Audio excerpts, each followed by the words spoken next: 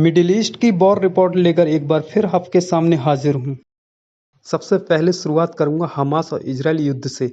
दोस्तों, एक बहुत बड़ी खबर। दोस्तों, अल-कसाम ब्रिगेड ने मरकावा टैंक को नष्ट किया। इसके उन्होंने फोटो भी जारी किए। फिलिस्तीनी प्रतिरोध सेनानियों ने गाजा पट्टी के आसपास और उसके आसपास कब्जा करने वाली सेना पर गोलीबारी की।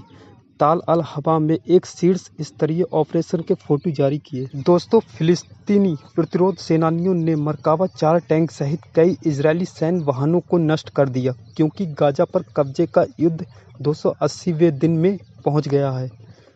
हमास के अल-कसाम ब्रिगेड ने शुक्रवार को किए गए कई ऑपरेशन की रिपोर्ट दी, जिसमें एक जटिल ऑपरेशन में 2 बख्तरबंद वाहनों को नष्ट करना भी शामिल था, जिसमें एक गैर विस्फोटक F-16 लॉन्च बम शामिल था। दोस्तों, हमास इजरायल का बहुत बड़ा नुकसान पहुंचा रहा है। मैं आपको बताता आ रहा हूं कि इजरायल अपने नुकसान को छुपाता है, इसकी फ़ोटो बाहर नहीं आने देता। जो हमास इसकी फ़ोटो जारी करता है, बस उसी का पता चलता है।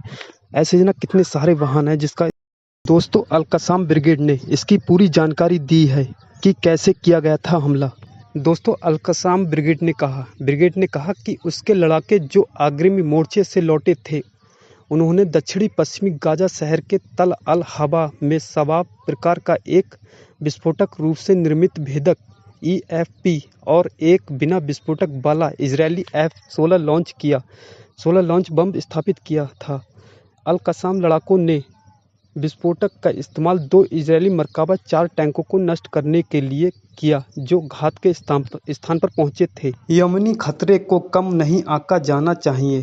दोस्तों, ये कौन कह रहा है? ये वो कह रहा है दुनिया की ताकतवर सेना का देश का मीडिया। हमारा देश का मीडिया भी इजरायल सेना की बहुत बड़ा चढ़ा के खबरें छापती थी।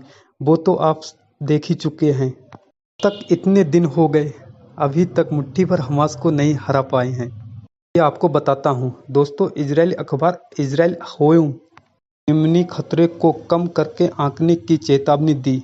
वैश्विक नीतियों पर जोर दिया। इसके वैश्विक नीतियों पर ध्यान दिया और इस बात पर जोर दिया कि यूरोप इसका सामना करने में असमर्थ हैं। इजरायली सुरक्षा शोधकर्ता योअल गंजास्की ने चेतावनी दी कि यमनी खतरे को कम नहीं आंका जाना चाहिए। यमन के साथ संभावित व्यापक युद्ध की चेतावनी दी। गंजास्की ने यमनियों की क्षमताओं के बारे में चिंता व्यक्त करते हुए कहा कि वे मिसाइल, ड्रोन और मिसाइल विस्फोटक नौकाओं का उत्पादन करना जानते हैं। इसके अलावा इजरायली विशेषज्ञ ने चेतावनी दी कि इजरायल को नहीं पता कि Yemen, Iraq, Iran, Lebanon, Syria और गाजा पट्टी का एक साथ मुकाबला कैसे किया जाए। दोस्तों, ऐसा तब हुआ है यमन के खिलाफ चल रही अमेरिका ब्रिटेन की आक्रामकता के बावजूद यमन सशस्त्र बलों ने लाल सागर, अरब सागर, भूमध्य सागर और हिंद महासागर में इजरायली कब्जे। इसके अलावा इजरायली विशेषज्ञ ने चेतावनी दी कि इजरायल को नहीं पता कि Yemen, Iraq, Iran, Lebanon, Syria और गाजा पट्टी का एक साथ मुकाबला कैसे किया जाए। दोस्तों, ऐसा तब हुआ है यमन के खिलाफ चल रही अमेरिका ब्रिटेन की आक्रामकता के बावजूद यमन सशस्त्र बलों ने लाल सागर, अरब सागर, भूमध्य सागर और हिंद महासागर में कब्जे से जुड़े जहाज़ों के खिलाफ अपने सैन्य अभियान जारी रखे हैं। दोस्तों, एक बार फिर से यही कहूँगा कि इन सभी संगठनों के पीछे एक ही ताकत है, उसका नाम है ईरान। ईरान वाकई में एक मिडिल ईस्ट की बड़ी ताकत बन चुका है। मेरे भाई, यहाँ से आपको समझ जाना चाहिए, कुछ तो ताकत है, कुछ तो बात है इन संगठनों में जो इजरायल को आगे नहीं बढ़ा पा रहे हैं। तो ये वो अंदरूनी खबरें मैं आपको बता रहा हूँ जो शायद मीडिया नहीं बता पाएगा, क्योंकि ये वो खबरें हैं जहाँ पर साफ तौर पर दिखाई देता है अमेरिका इजरायल की हालत किस तरह की इन संगठनों ने कर दी है।